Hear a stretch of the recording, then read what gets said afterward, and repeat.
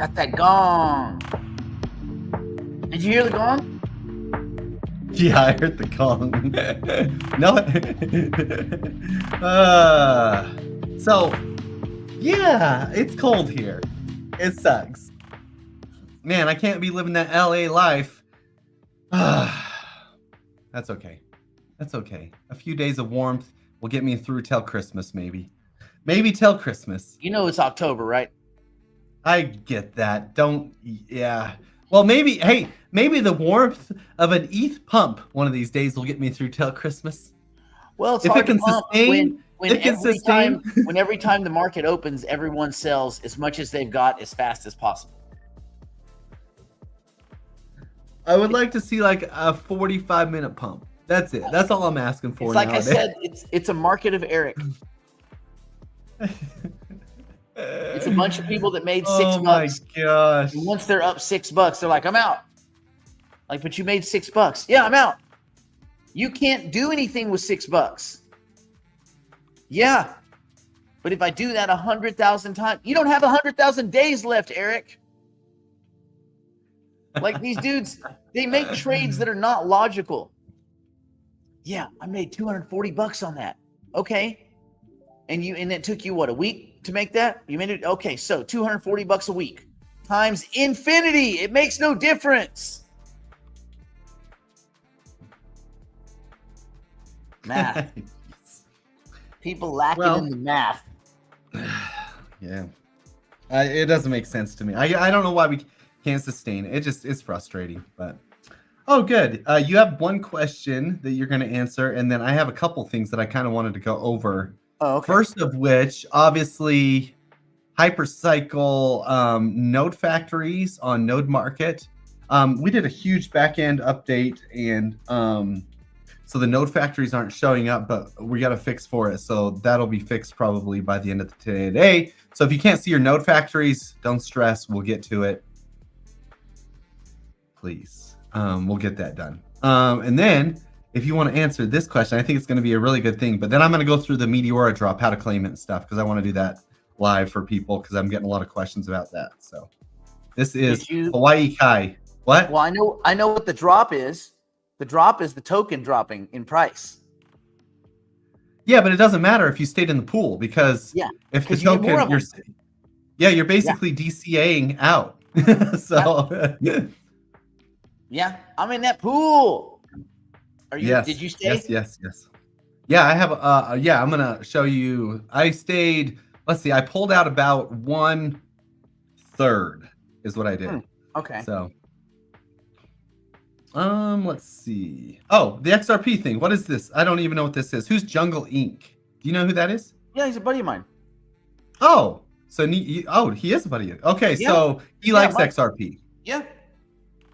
He loves XRP. I mean, Jungle was the original. He's Jungle Radio, right? Like he used to say, like he's the voice of XRP for years, from the beginning through. I mean, he knows, but he's the voice of it. So it's like, obviously that's his, he's going to stay with that community. That's his shtick. Yeah. He's going to stay with it. Shtick. Do I disagree with him on XRP or is he just wrong? Okay, Hawaii, you've actually asked a question, answered it, and re-asked the same question in one question. So I'm not even going to entertain that because that's not a fucking question. That's a statement with an answer and another question of the same question that you just stated. You said, Nick, you and Jungle are both smart. Okay. Do you disagree with him on XRP or is he just wrong? Well, wait a minute. So would I not disagree with him and he is wrong? Or if I disagree with him, is he wrong? Or are we both smart or are we both... Come on, Kai, don't ask stupid fucking questions. Come on, bro. Next question. Next actual question. If you want to ask a question, ask a real question. This will be better then. Second week of November fits ETH pump time. Because it's the second week of November. I think it's because the moon is actually. What is that? No, it's because he comes up with the most random TA bullshit. And what happens is when his normal TA guy fails, which is every time, then he goes and picks one of his other TA guys So he just picks among the 40 or 50 TA morons, whichever TA works. Let's see, Bitcoin. What about that big gold pump? Oh, wait, it's down 11% in 3 days.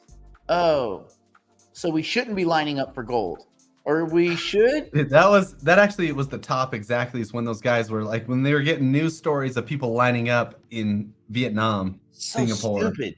Yeah. Not you, Bitcoin. I'm just saying those people that were lining up when Bitcoin was at the top to buy physical gold. So freaking stupid. Now, gold and silver are deflation trades.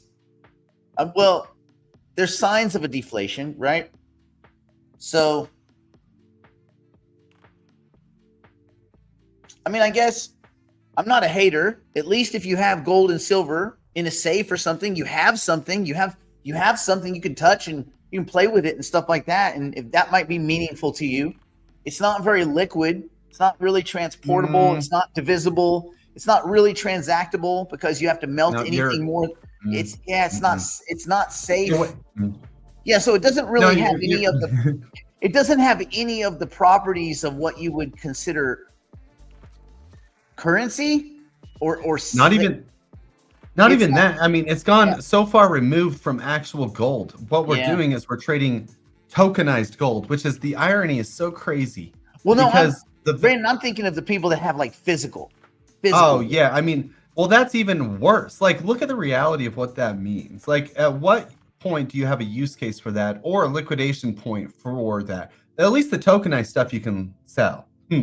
But like actual gold, good luck, dude. Good luck getting the actual value of what you paid at it the next. Let's say you go buy gold today at Costco, an ounce of gold for $44,000 or whatever. Try selling that ounce tomorrow. That actual ounce, try selling it for $4,000. Well, it's tricky. No, it's tricky because you can't. You literally can't. You can go to a pawn shop and get a 30% haircut. Yeah. So it's like it's the funniest thing. You can go to a refinery and you'll get about 98%. Okay, so that's 2% right off the gate. So yeah, and they'll probably charge you an assay fee, which will be like an extra $60 or $80. I mean, they're gonna nickel and dime you if they're not melting your stuff. If it's like coinage, but even these days they might melt the coins. Depends on where the coins came from. If it's Maple Leaves or American Eagles, they probably won't melt them. If it's pretty much anything else, it's going to get melted. So then there's going to be because they don't want to get screwed. $4,000, an ounce. They don't want to get screwed over on some fake gold, a bunch of tungsten covered in, gold-plated tungsten. But yeah, that's a good point. Is like once you have the physical, other than playing with it and touching it, it's kind of removed from the financial system. And I just think people are stupid. So that means that the ones that are just buying paper gold, it's a trade, and it's the I don't know what else to do trade. When the government shut down, you look at the market, you're not sure about this and that. You're like, the default dummy switch is gold. And then you sit in it. And I guess depending on how you bought it, so if you bought through a gold ETF, you could sell options against it and do all that kind of stuff. Like you could find ways to monetize it like any other asset. But once the market figures out which direction it's going in, then the gold trade is dead. And we know this because the gold trade was dead for almost 15 years. And then before that, almost 28 years. I mean, just nothing. And so if you're okay, I mean, everybody here in the chat that's okay waiting on a trade to come home for 28 years, raise your hand. Just put a little, I'm willing to wait 28 years to double my money. I'm willing to wait. Oh, you know what? Let's just chop it up. Let's give it a quick run. The run from 2010 to 2025. Is anybody here willing to wait 15 years to double your money? Anyone? I know Bitcoin Radio is because he doesn't actually math out the stuff beyond like looking at charts. But like for those of you, there might be a few of you that are willing to wait 15 years to double your money. But if you're not, then unless you got lucky those trades are not realistic. Yeah. They just aren't. They don't track, gold does not in any way, shape, or form track inflation or money printing or debasement or any of those arguments. I mean, either does Bitcoin.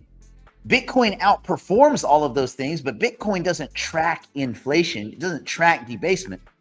Bitcoin is a speculative trade based on the fact that I don't trust politicians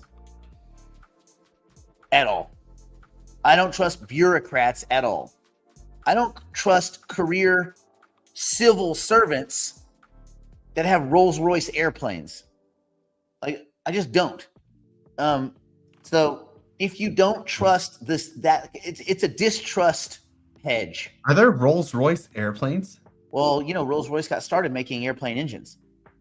Oh, that is awesome. I did not know that. There's not actual Rolls-Royce, wait, let me walk that back. There could be. There could be, but there's Rolls-Royce still makes airplane engines, but I think their main thing's automobiles now. Although I think they're owned by the BMW group now. I think they got bought by BMW. So, yeah. Did you see that? You probably talked about this yesterday. I don't know if you did, but CZ got pardoned by Trump, right? Yes. So that was this big announcement. Remember, on Wednesday. pardon is not an acquittal. Right.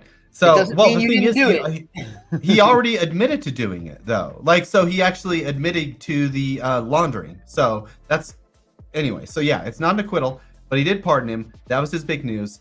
Now, since he pardoned him, you saw that Peter Schiff came out, speaking of gold, came out and challenged CZ to a debate. It's like, congratulations on the pardon. I challenge you to a debate. Tokenized gold versus Bitcoin. So, unfortunately, I think CZ agreed to this debate, and they're going to be having a debate very soon. This is tough because it's the irony is so weird to me because it's tokenized gold. So yeah, now it has kind of the same characteristics of Bitcoin, except for scarcity, all the unique properties.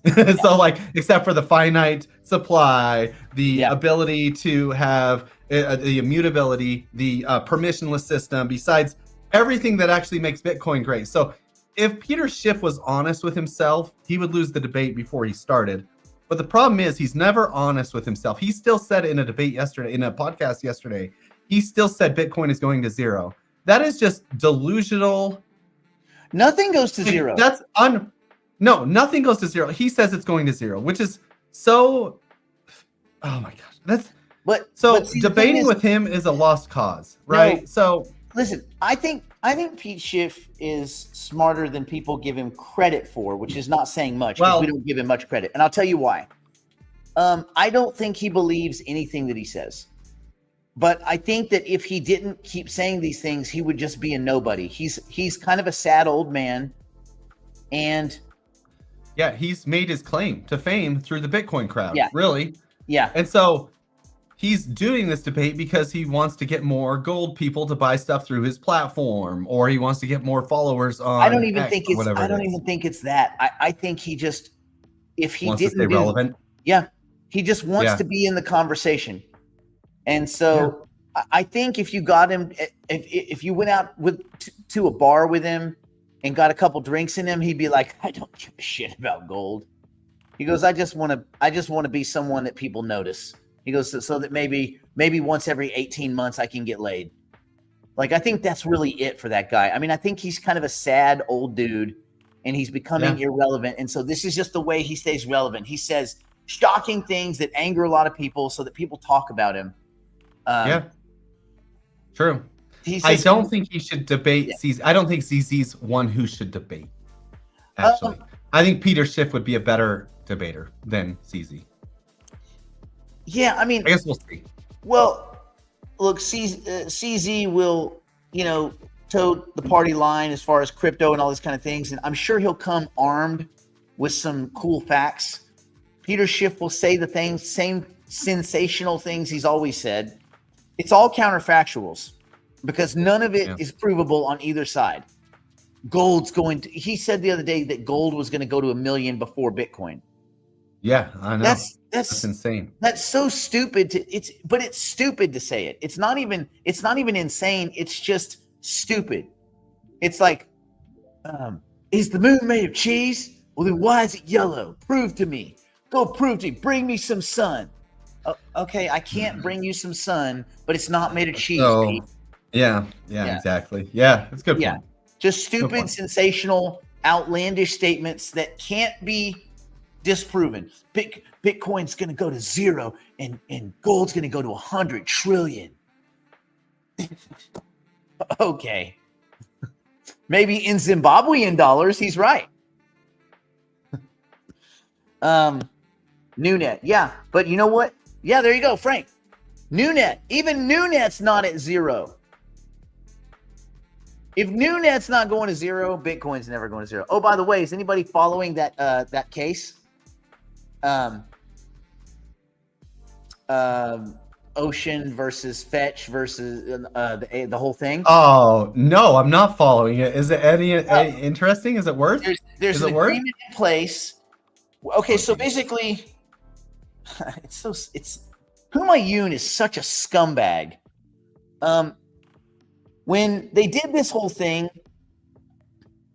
Humayun and Ben and Mario and those guys, they basically brought forward and cashed about $500 million. Yeah. Which one might say is a little scammy since the tokens dropped 93%. One might say. Yeah. They got mad because at the same time, apparently, Ocean minted a bunch of Ocean tokens and swapped them for Fetch, about $260 million worth. Okay. So, but that's almost exactly, like if you're doing the math, that's almost exactly what ASI borrowed, whatever, and what Fetch stole, borrowed, whatever, from the community. Because remember, they took those tokens and sold them on the market while they were telling you about this. Oh, ASI, it's amazing. While they were telling you and while they were having these fake votes that the 6 of them voted through everything, while these fake votes were going on, they were selling the fuck out of that token to the tune of 500 million. So I'm guessing that the people at Ocean were like, fuck these guys. I bet it was 520 million, and that's how they got their number of 260 or something like that. I bet it was that simple. And they were like, well, they got their 260 million. He got his 260 million. We should get our 260 million. So Humayun, fucking dirtbag that he is, after they've all cashed out, of course, because that's why the token is. Remember when Ben was saying, oh, we can take these tokens. They were going to get what? 53 something million dollars worth of tokens. They're like, oh, we can sell these and it won't have an effect on the market. Yeah, in what world? How naive or stupid or just blatantly gaslighting you have to be. Like, that's right. So fast forward 2 years, and here we are at the token is down 93% and falling. Hey. So basically, Humayun's going, and they were threatening to sue Ocean Protocol about who signed the multi-sig and when all this happened, who did it. And then Ocean was like, well, if you do that, we're gonna have discovery on everything that you guys did and everything that you guys said. And then they all agreed that probably we would all either get tarred and feathered or strung up or just go to jail. So he just agreed, no, you know what, let's just do this agreement. You guys print these tokens back, whatever, just give the tokens back and we'll just forget about it. We'll just sign an agreement. We'll get past all that legal stuff where they would ask us questions, him included. My guess is if all of this were to come out in court, there would probably be class action lawsuits leveled directly at Humayun and the ASI team. That's what my guess is, and that's why all of a sudden this big controversy appeared. Now, on what day was it? Was it October 9th? I think maybe 9th or the 15th, whatever. That was when Ocean Protocol said officially we want out. We want out of the alliance. We're done. See you later. Bye. You guys are dumpster fire. But I'm not sure there's anything left over at Ocean to sell either. They didn't sell anything in the first place. And don't you think it was funny that the whole point of the ASI thing was to have one token for all of them, and they never had one token for all of them? They wouldn't even, Coinbase would not even list the ASI token. They're like, nope. It's like they saw right through it. Yeah. Nah, we ain't dealing with that. So it reduced to exactly what we thought it was. It was Mario and Ben and Humayun and his scumbag friends and David and all those assholes in between that did all the introductions, stealing $500 million from everybody that owned AGIX or Fetch or Ocean Protocol before that. Just glom them all together, make it as if it's one thing, and that way it's easier for us to steal. And that is exactly what they did. They all stole. Not borrowed, they fucking stole from everybody. And so, of course, the token went straight down. Like, what other... Well, the token, Fetch. It's pretty interesting how Fetch got to be the hegemony currency, right? Like, the U.S. dollar of that conglomerate was Fetch. And Fetch and Fetch chaired by Humayun Sheikh, who had said on a phone call that I heard, I just want to get my 100 million. I guess you got more than your 100 million, huh, Sheikh? Fucking dickhead. These guys are so scummy, man. Yeah. That's the stuff that bothers me. Like, I don't mind when someone does 1000x leverage and wins. They're like, okay, cool. People win the lottery. I'm not mad at them. Yeah. I am mad when people do this.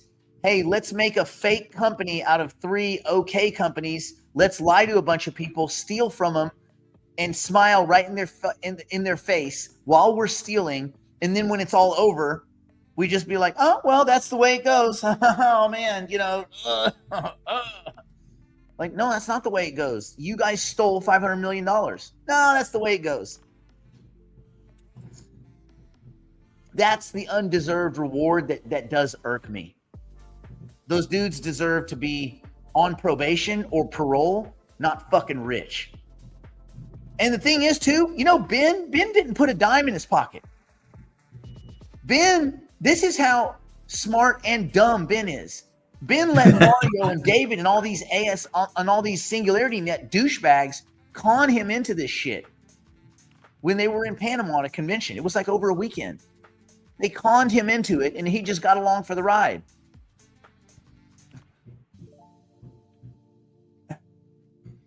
God. Yeah. I don't know. Like, that whole thing, I'm staying away from it now. Glad I got out. Yeah. Well, frustrating. But anyway, yeah. That's the one thing that really gets from that. But yeah. Anyway, they're collapsing. How Sophiaverse? Yeah. No, I don't even think Sophiaverse ever. I don't even think it ever launched. Dude, that was really an unfortunate one, huh? I don't think it ever. What it is. Yeah. Yeah, I don't think it ever launched either. They never came out with their Sophia wallet, even, did they? Oh, yeah. It was a copy of MetaMask, and I remember telling Bill, oh, by the way, one of the main guys that was designing that was Bill, the guy from Twin. Oh, jeez. Yeah. That Bill? Of Bill and Stacy. And I told him, I was like, I said, why are you redesigning MetaMask? Why don't you just use MetaMask? He's like, no, this is going to be awesome. It's going to be able to talk to the Sophiaverse and all this. I'm like, what do you mean talk to it? Like, log in, connect your wallet. Yeah. Connect your wallet. You can already connect your wallet with MetaMask. Why do I need your wallet to connect my wallet? Oh, well, you don't understand. I do understand, Bill. You guys are fucking idiots. Apparently, with everything you fucking touch. So, like, oh, man. Sentience wallet. Same. Yeah, well, I think that's what the Sentience wallet was. That was what they were calling it. Yeah. Sentient. Yeah, Sentience wallet. It's sentient. Oh, really? Is it smart? No. What does it do? Does it do stuff for me? No. Okay, well then, what is it? Well, you can keep your Sophiaverse NFTs in it. Oh, awesome.